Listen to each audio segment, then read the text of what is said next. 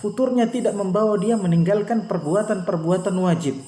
Ya, futurnya, malasnya tidak membuat dia masuk ke dalam hal-hal yang diharamkan oleh Allah Subhanahu wa taala. Maka insya Allah orang yang seperti ini masih diharapkan kebaikannya, diharapkan dia akan kembali menjadi lebih baik. Assalamualaikum warahmatullahi wabarakatuh. Alhamdulillah wassalatu wassalamu ala Rasulillah wa ala alihi wa ashabihi wa man tabi'ahum bi ihsanin ila yaumiddin, amma ba'd. Kawan-kawan sekalian, teman-teman pengurus dan anggota Rohis Jakarta Pusat, alhamdulillah pada kesempatan hari ini semoga Allah memudahkan kita untuk membahas satu pembahasan yang sangat penting tentang penyakit berbahaya yang banyak menggerogoti kaum muslimin, ya, terutama yang baru-baru hijrah. Tema yang diberikan oleh pengurus adalah futur merusak future. Ya, mudah-mudahan nggak salah sebut ya, future. Ini luar biasa saya kira karena judulnya saja sudah 3 bahasa. Futur bahasa Arab, merusak bahasa Indonesia, dan future bahasa Inggris itu ya. Masya Allah. Nah, sebelum kita masuk ke pembahasan ini, di sana banyak kita lihat saudara-saudara kita yang masya Allah ketika baru hijrah, ya, sholatnya luar biasa, ya, mendatangi pengajian-pengajian, ya, mengajak teman-teman yang lain untuk ikut hijrah bersama. Ini satu kenikmatan yang besar. Akan tetapi sayangnya tidak sedikit yang kita dapatkan di antara mereka, ya, tiba-tiba kendor, ya, semangatnya kendor, kemudian intensitas ibadahnya juga berkurang. Ya, bahkan ada yang sudah tidak datang lagi sholat, ada yang sudah kembali ke masa lalunya, ya, ke masa kelamnya. Na'udzubillahi min dzalik. Ini yang disebut dengan futur. Nah, apa sih sebenarnya futur itu? Di dalam bahasa Arab, futur itu artinya, ya, dari segi bahasa, sakanun ba'da hiddah. Setelah terjadi intensitas yang tinggi, tiba-tiba dia diam. Ya. Atau lana ba'da shiddah. Setelah keras, dia tiba-tiba melembek. Nah, itu makna futur dari segi bahasa. Makanya orang-orang Arab biasa mengatakan fataral ma, airnya sudah futur. Apa maksudnya airnya sudah futur? Ya, tadinya panas sekali, sekarang panasnya tinggal sedikit, ya, sudah menghangat, tidak lagi terlalu panas. Ya, sudah mulai dingin. Itu yang disebut dengan airnya sudah mulai futur. Itu dari segi bahasa. Adapun dari segi istilah, maka orang-orang mengenal futur itu sebagai al-kasal, ya, rasa malas, atau at-tarahi, ya, melemah, ya, atau dalam istilah lain disebut at-tabatu' ba'dal jiddi, melambat setelah semangat, ya, setelah tadinya semangat luar biasa, tiba-tiba kendor, tiba-tiba lambat. Itu yang disebut dengan futur. Dan futur ini dicela oleh Allah Subhanahu wa taala di dalam Al-Qur'an. Allah Subhanahu wa taala berfirman di antaranya, A'udzubillahi minasyaitonir rajim, ya ayyuhalladzina amanu ma lakum idza qila lakum unfiru fi sabilillahi tsaqaltum ilal ardi. Allah Subhanahu wa taala berfirman, wahai orang-orang yang beriman, kenapa kalian ini apabila kalian dipanggil untuk berjihad, ya, dipanggil untuk berperang di jalan Allah Subhanahu wa taala, kalian kemudian merasa berat, ya, merasa malas untuk pergi, rasanya berat sekali untuk pergi berjihad, dan kalian lebih senang untuk tinggal di kampung kalian, di rumah-rumah kalian. Di dalam ayat ini Allah Subhanahu wa taala mencela futur, iya, dan orang-orang yang futur. Ibnu Katsir di dalam ayat ini mengatakan bahwasanya maksudnya adalah kenapa kamu merasa berat ketika kamu dipanggil untuk berjihad, yakni kamu merasa malas dan condong kepada kehidupan dunia. Allah Subhanahu wa taala berfirman, araditum bil hayatid dunya minal akhirah, apakah kamu lebih ridha terhadap kehidupan dunia, ya, dibanding kehidupan akhirat? Ya, kamu lebih senang untuk mendapatkan kesenangan di dunia daripada kesenangan akhirat. Dalam lanjutan ayatnya Allah Subhanahu wa taala berfirman, "Fama mata'ul hayatid dunya fil akhirati illa qalil. Dan kalau kesenangan akhirat itu dibandingkan dengan kesenangan dunia itu enggak ada apa-apanya. Enggak ada apa-apanya. Ya. Nah, hadirin yang dimuliakan oleh Allah Subhanahu wa taala, jelas dalam ayat ini Allah Subhanahu wa taala mencela orang-orang yang berat melakukan ibadah, yang tadinya semangat kemudian tiba-tiba berat. Kita tahu orang-orang, ya para sahabat, orang-orang beriman terdahulu ketika dipanggil untuk berperang, mereka sangat semangat. Iya. Namun ternyata tiba-tiba mereka lemah. Ayat kedua yang mengandung celaan Allah Subhanahu wa taala pada sifat malas, bahkan Allah Subhanahu wa taala menyandarkan sifat ini pada orang-orang munafik. Allah Subhanahu wa taala berfirman, a'udzubillahi minasyaitonir rajim. Innal munafiqina yukhadi'una Allah wa huwa khadi'uhum. Wa idza qamu ila as-salati qamu kusala yura'una an-nas wa la yadhkuruna Allah illa qalila. Allah Subhanahu wa taala berfirman yang artinya sesungguhnya orang-orang munafik itu hendak menipu Allah Subhanahu wa taala, padahal Allah lah yang menipu mereka. Ya, apabila mereka mendirikan salat, maka mereka mendirikan salat dalam keadaan malas. Mereka hanya yura'unan nas, berbuat riya kepada manusia, ingin diakui oleh manusia, ingin dilihat oleh manusia. Wala yadhkuruna Allah illa qalila. Dan di dalam salatnya mereka tidaklah mengingat Allah Subhanahu wa taala kecuali sangat sedikit. Ya, kata Ibnu Katsir, kenapa mereka sampai melakukan hal itu? Ya, ibadah salat, ibadah yang agung, ibadah yang mulia, kok mereka malas? Karena mereka memang tidak niat melakukannya. Ya, mereka tidak beriman kepada Allah, ya, mereka tidak takut kepada Allah Subhanahu wa taala dan tidak memahami maknanya. Ya. Ini sifat orang munafik. Oleh karenanya, teman-teman yang dirahmati oleh Allah Subhanahu wa taala, Rasul sallallahu alaihi wasallam senantiasa berdoa, ya, agar Allah Subhanahu wa taala melindungi beliau dari sifat lemah dan sifat malas. Ya, dalam sebuah hadis yang diriwayatkan oleh Anas bin Malik, Rasulullah sallallahu alaihi wasallam mengajarkan doa, Allahumma inni a'udzu bika minal hammi wal hazan wa a'udzu bika minal ajzi wal kasal wa a'udzu bika minal jubni wal bukhl wa a'udzu bika min ghalabati ad-dain wa qahrir rijal. Ya Allah, aku berlindung kepadamu ya Allah dari kebingungan dan rasa sedih. Ya Allah, aku berlindung kepadamu ya Allah dari kelemahan dan dari sifat malas. Ya Allah, aku berlindung kepadamu dari sifat pengecut dan kikir.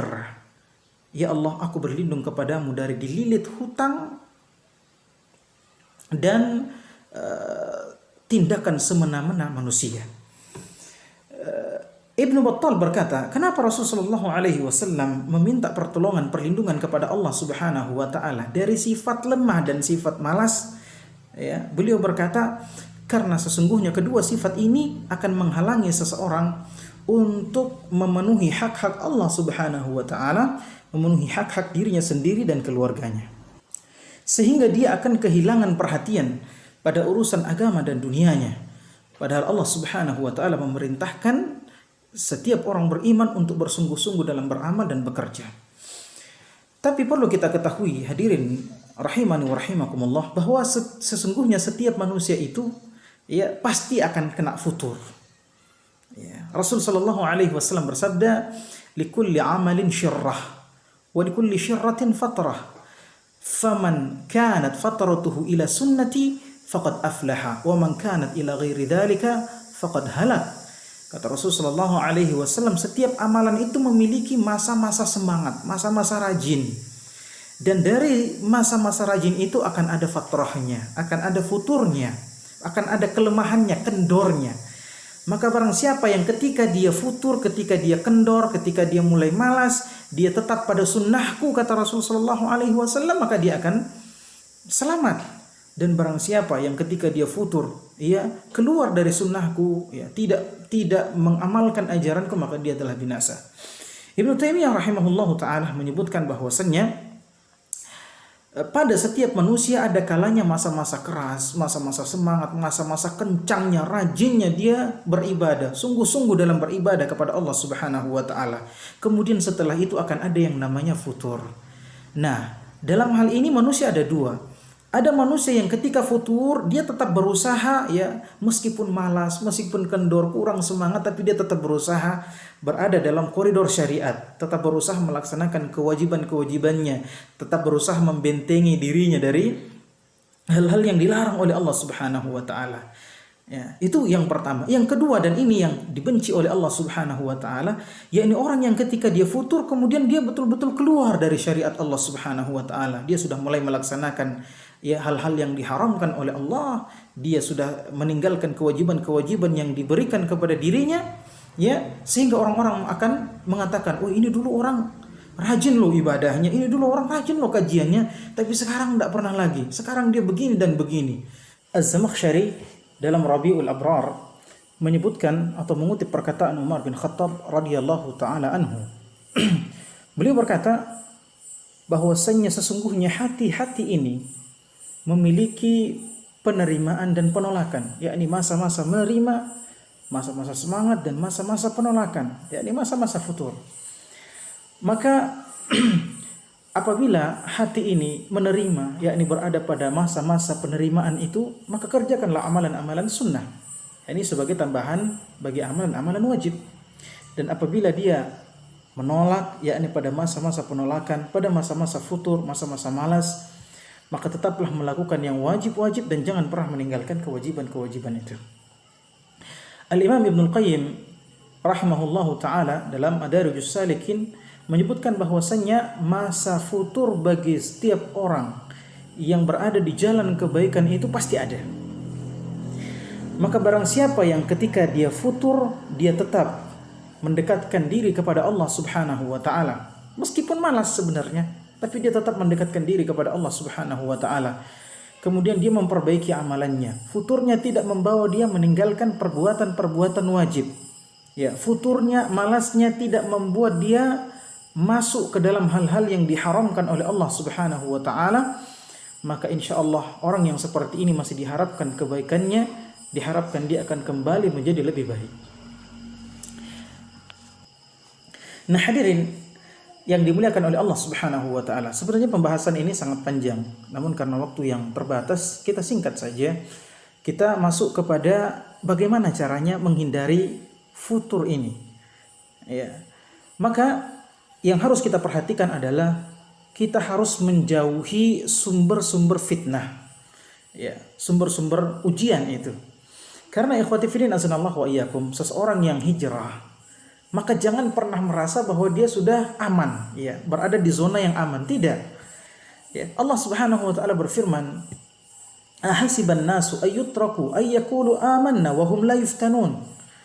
Wa laqad fatanna alladhina min qablihim فَلَيَعْلَمَنَّ اللَّهُ الَّذِينَ صَدَقُوا وَلَيَعْلَمَنَّ الْكَاذِبِينَ."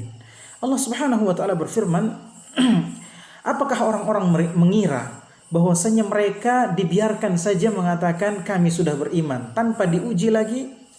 Maka sesungguhnya Allah Subhanahu wa taala telah menguji orang-orang sebelum mereka. Untuk apa ujian itu? Ya, agar Allah Subhanahu wa taala tahu siapa yang jujur di antara mereka, siapa yang benar-benar hijrah, siapa yang benar-benar beribadah kepada Allah Subhanahu wa taala, siapa yang benar-benar beriman, wa liya'lamannal kadzibin, dan agar Allah Subhanahu wa taala tahu siapa di antara mereka yang dusta, hijrahnya dusta, bohong-bohongan, ya, niatnya tidak ikhlas karena Allah Subhanahu wa taala, ada niatan-niatan lain di dalamnya. Allah mau tahu itu. Maka Allah memberikan ujian. Di antara ujian yang diberikan kepada orang-orang yang berada di jalan kebaikan, yang hijrah atau yang lainnya, yang semisalnya, adalah ketika beribadah maka dia berlebih-lebihan dalam ibadah. Nah, hal seperti ini harusnya dihindari. Rasulullah sallallahu alaihi wasallam sebagaimana yang diriwayatkan oleh Anas bin Malik radhiyallahu anhu taala pernah masuk ke dalam masjid. Ketika beliau sallallahu alaihi wasallam berada di dalam masjid, beliau sallallahu alaihi wasallam melihat ada tali yang terbentang, ya, diikat di antara dua tiang. Maka Rasulullah sallallahu alaihi wasallam berkata, "Ini apa ini?" Maka mereka berkata, "Ini adalah talinya Zainab." Ya, kalau Zainab salat malam, Kalau Zainab sudah capek, maka beliau radhiyallahu taala anha berpegangan pada tali tersebut. Ya, kalau sudah capek, sudah malas, maka beliau berpegangan pada tali tersebut. Kata Rasulullah SAW, lepaskan tali ini.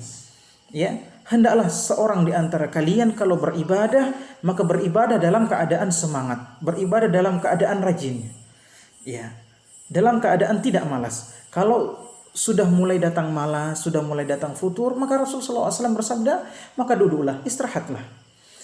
Al-Imam An-Nawawi mengomentari hadis ini, beliau berkata bahwasanya hadis ini mengandung motivasi untuk melakukan ibadah yang sederhana, tidak berlebih-lebihan. Ya, hadis ini melarang kita untuk berlebih-lebihan dalam ibadah. Ya, serta anjuran Rasul sallallahu alaihi wasallam atau perintah Rasul sallallahu alaihi wasallam untuk beribadah dalam keadaan semangat. Maka apabila ya sudah mulai ada rasa malas, sudah mulai ada futur, maka hendaknya kita duduk beristirahat sampai futur itu hilang, kemudian melanjutkan ibadah.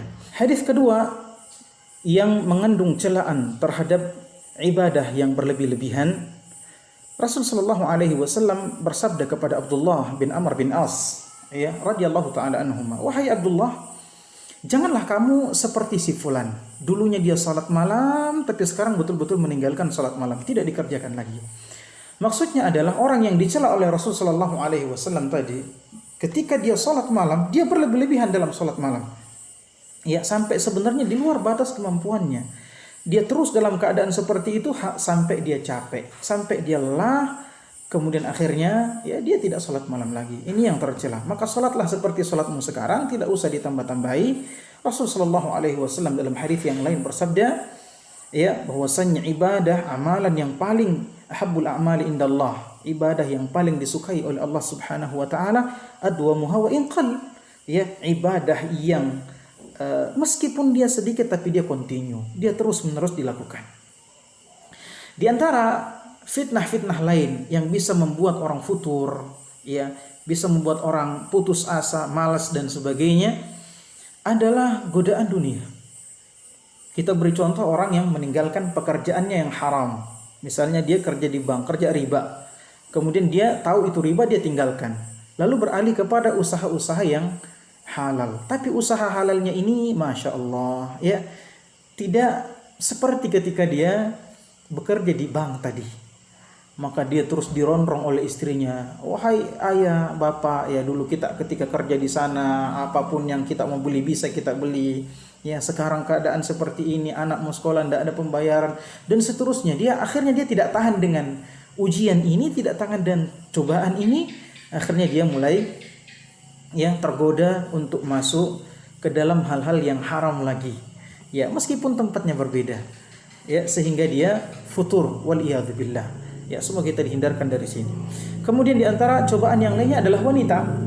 Ya, adalah wanita. Kita berikan contoh misalnya, ya, ada pernah kejadian ikhwan dengan akhwat yang Masya Allah rajin pengajian, ya, rajin pengajian. Ya, ketika si fulan mau ikut pengajian dipanggil si fulan, ayo ikut kajian sini. Akhirnya, ya, kata Rasulullah SAW, tidak ada cobaan yang lebih berat bagi laki-laki yang aku tinggalkan, ya, kecuali perempuan.